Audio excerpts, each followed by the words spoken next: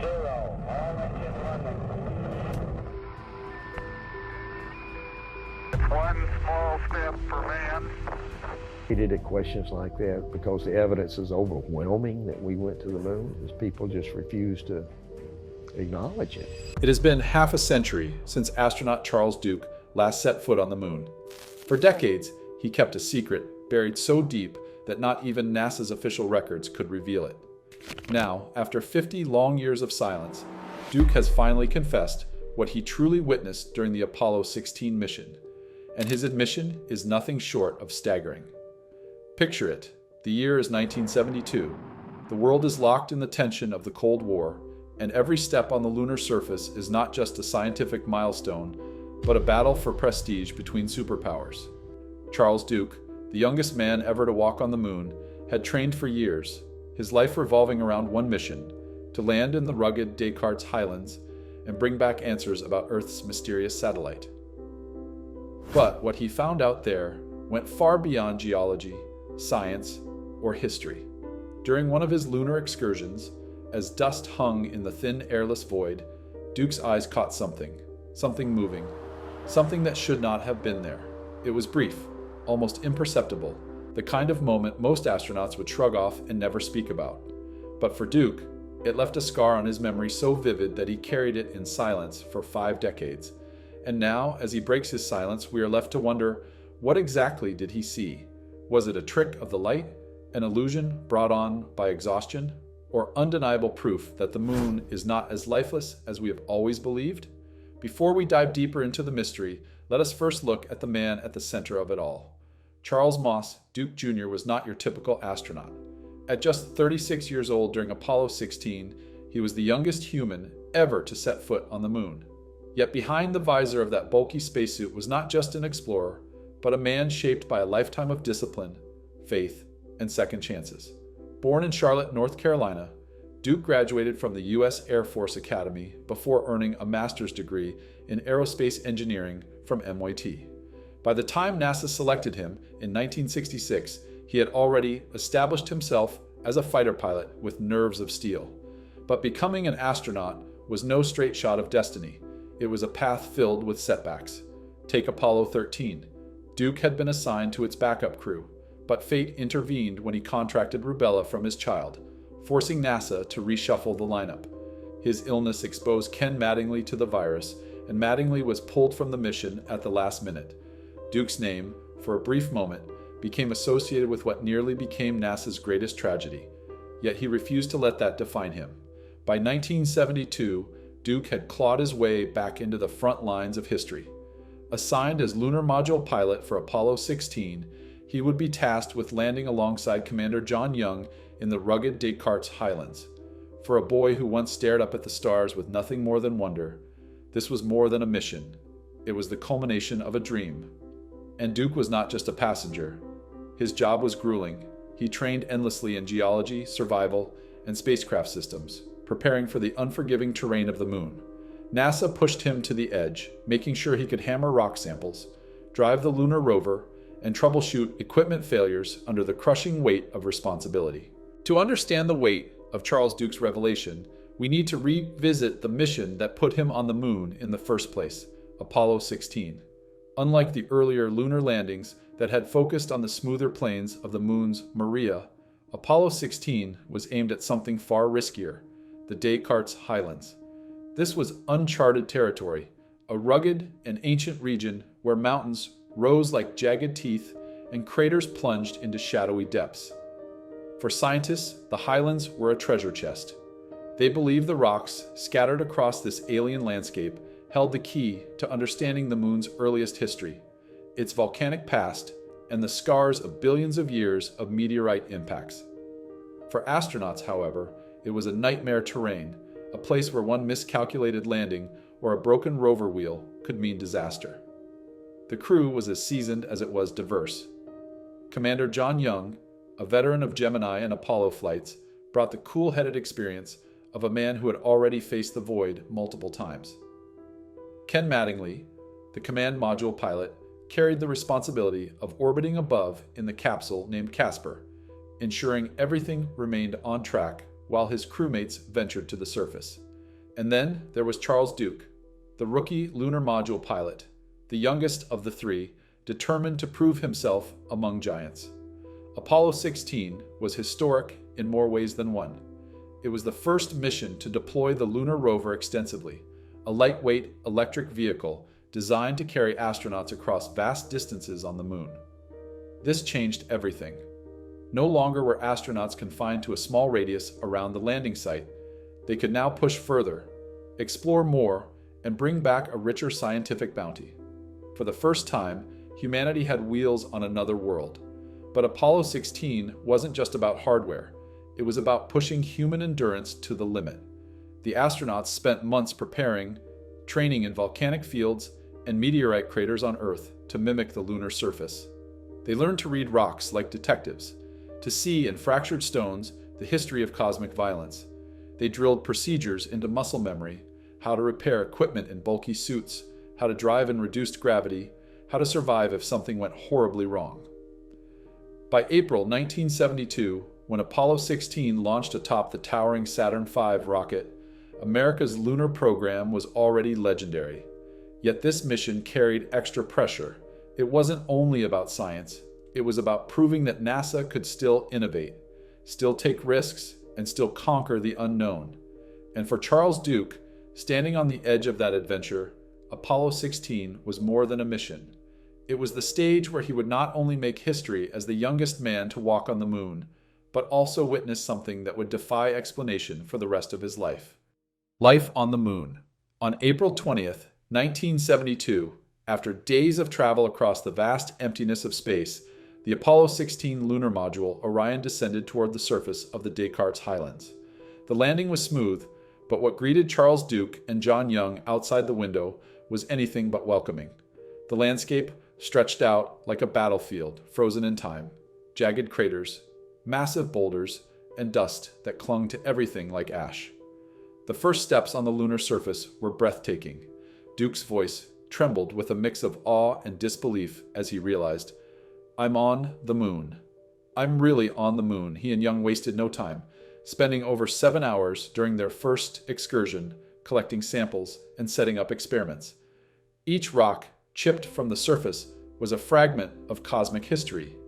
Each scoop of soil a clue to how the moon, and perhaps the Earth itself, was born. But Apollo 16 was more than a simple walk. On the second day, history was made. For the very first time, humans drove across the moon. The lunar rover, a spindly electric vehicle with wire mesh wheels, looked fragile, almost toy-like against the brutal landscape. Yet when Young and Duke fired it up, it transformed their mission. Suddenly, the moon opened wide before them. Instead of being limited to a small patch near the landing site, they could now cover miles, pushing deeper into unknown territory. That first drive carried them more than 3 miles across the lunar surface. The sensation was surreal. The rover bounced lightly in the low gravity, wheels spinning dust into graceful arcs that floated slowly back to the ground. Every bump threatened to throw them off balance, yet the thrill of exploration drove them forward. They reached a giant boulder, believed to be the remnant of an ancient impact, and marveled at its alien texture before chipping away samples that would later reshape scientists' understanding of the moon's violent history. By the third day, Duke and Young had pushed almost 4 miles farther than any crew before them. They scaled hills, navigated craters, and filled their collection boxes with more than 200 pounds of lunar rock and soil. Some of these samples would later reveal signs of ancient volcanic activity, proving once and for all that the moon was not merely a static rock in the sky, but a world that had once burned with fire. Life on the moon was not easy, though. The suits were heavy, mobility was limited, and even the simplest task, turning a wrench, lifting a tool, was exhausting. Yet Duke and Young pushed through, their bodies straining, their voices echoing through static-filled headsets. At night, they retreated into the cramped lunar module, looking out at a horizon untouched by time. To the world, Apollo 16 was a triumphant success, a daring mission that expanded humanity's reach and brought home invaluable scientific data. But for Charles Duke, behind the official reports and samples, the mission carried something darker.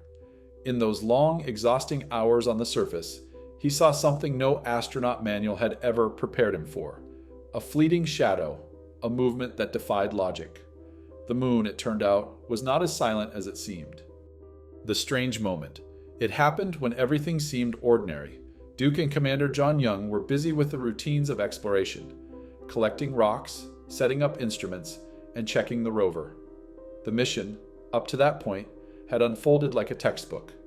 But in the midst of that silence, broken only by the crackle of radios and the crunch of boots in lunar dust, Charles Duke saw something he could never forget.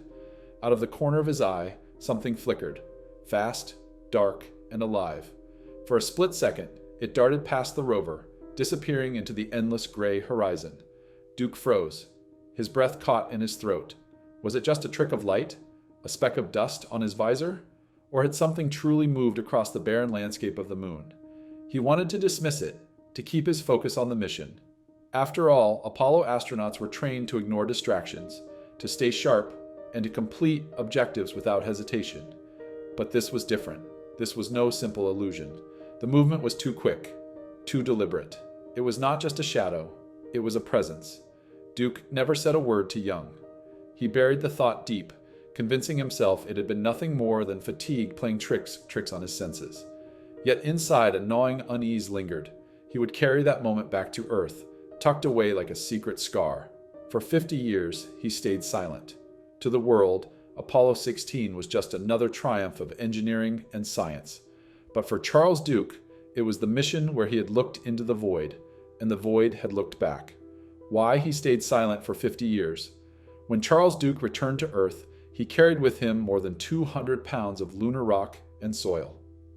But there was another burden far heavier. An image burned into his memory of something moving across the lunar surface. And for half a century, he told no one. Why? Because the timing could not have been worse. In 1972, NASA was fighting to keep its funding alive. The Apollo program was already winding down, and skeptics were circling, eager to call the moon landings a hoax. If Duke had stood up and said, "I saw something out there," it could have been catastrophic. His reputation, NASA's credibility, even America's triumph in the space race, all could have been thrown into doubt. And then there was the culture inside NASA itself. Astronauts were expected to be warriors of reason, the embodiment of cool-headed science and discipline. They were not supposed to talk about shadows that moved in the dust, shapes that defied explanation, or mysteries that hinted at something beyond human understanding. To admit such a thing would have risked ridicule, or worse, a career-ending scandal. For Duke, silence became the safest path. He convinced himself it had been fatigue or a hallucination in the corner of his eye. He buried it beneath duty, family, and the proud memories of Apollo 16.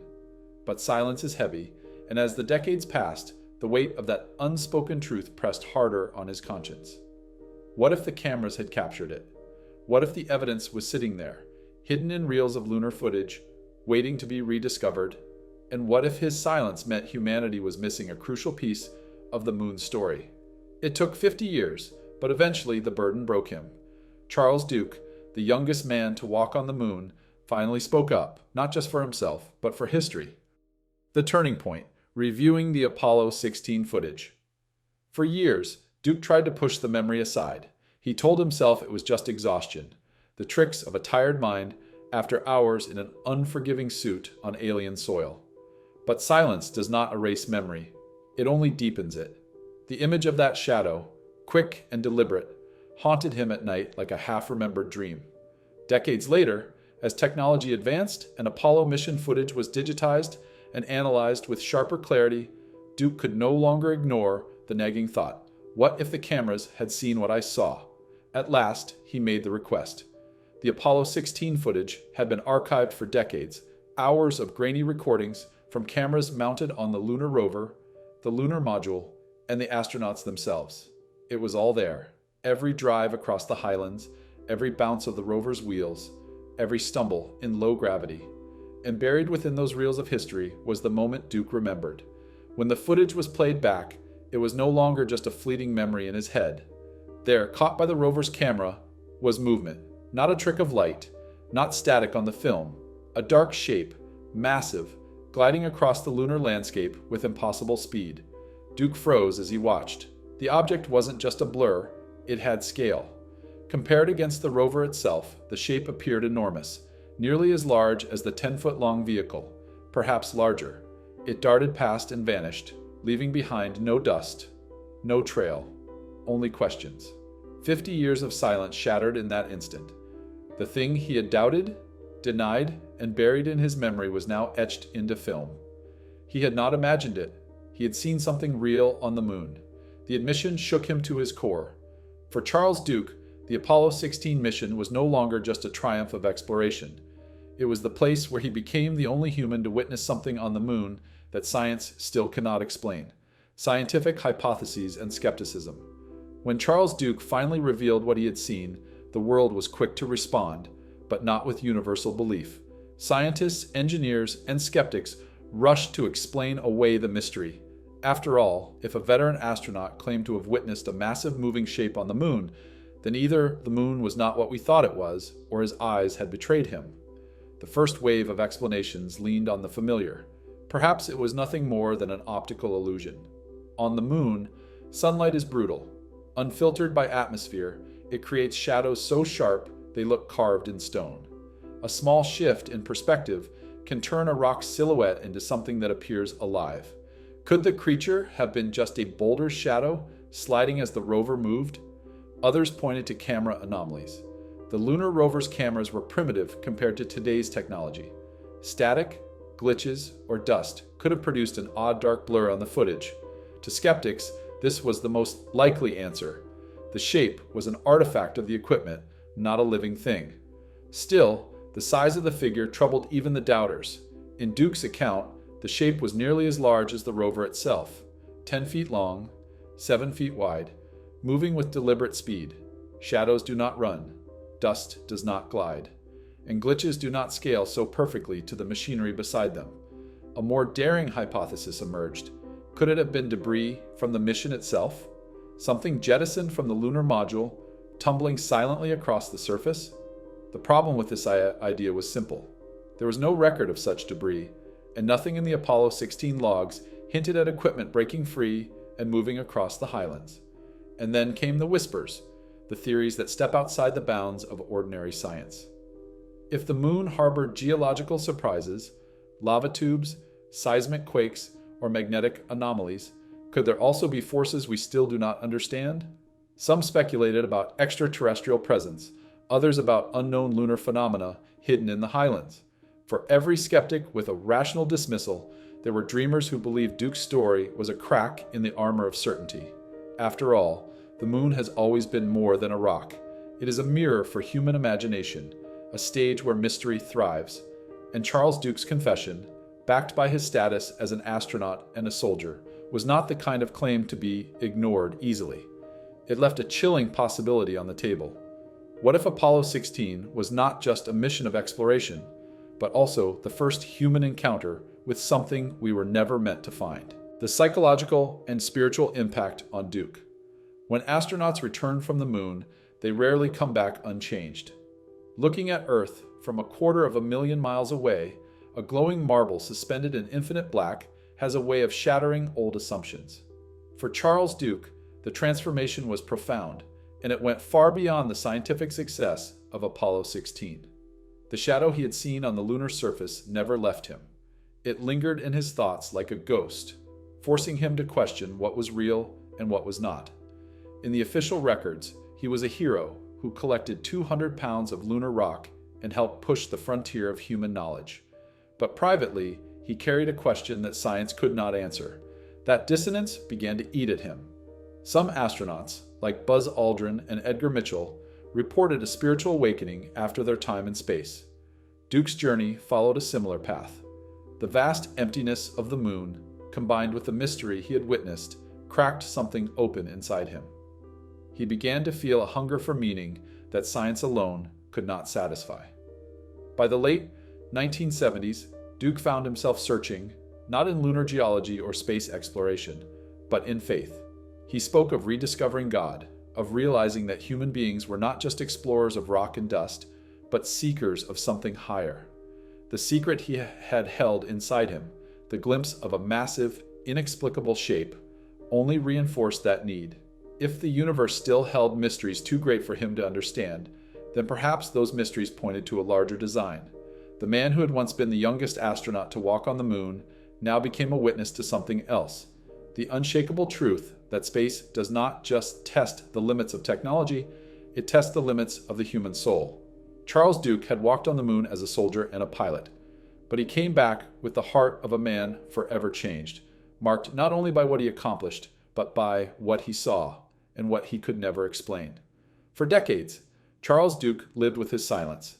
He gave interviews about the glory of Apollo 16, spoke at schools, and appeared at space symposiums, always the charming Southern gentleman, always the decorated astronaut.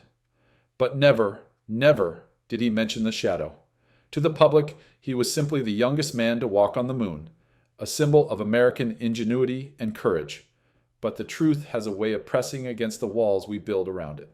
And after half a century, Duke could no longer contain it.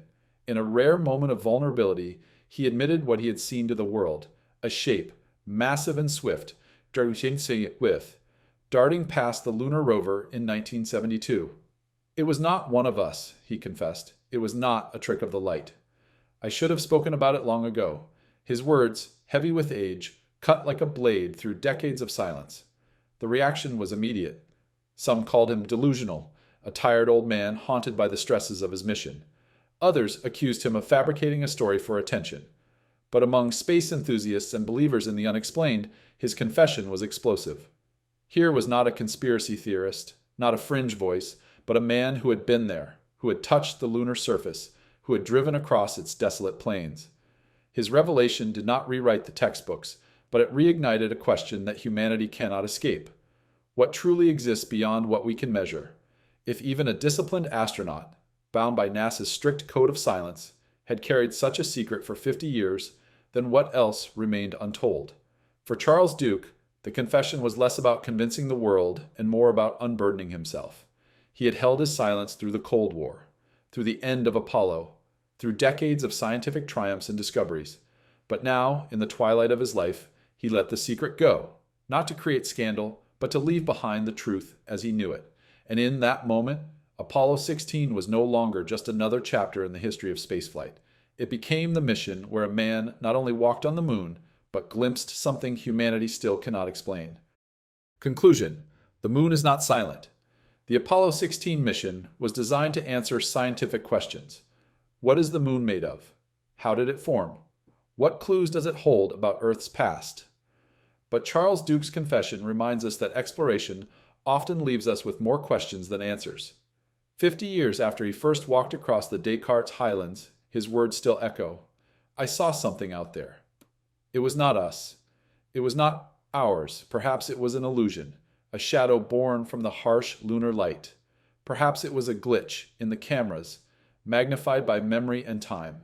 Or perhaps it was something else, something that challenges the boundaries of what we believe the universe to be. What matters most is not that we can explain it, but that we remain willing to face it. The moon is not silent.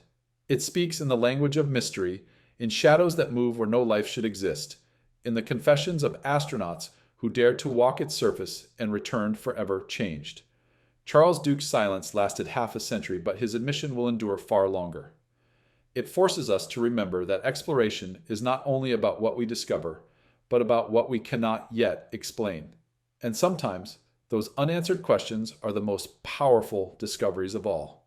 So the next time you look up at the moon, glowing pale and distant in the night sky, remember, one of the men who walked there saw something he could never explain. And after 50 years, he finally told us. The rest is up to us to wonder.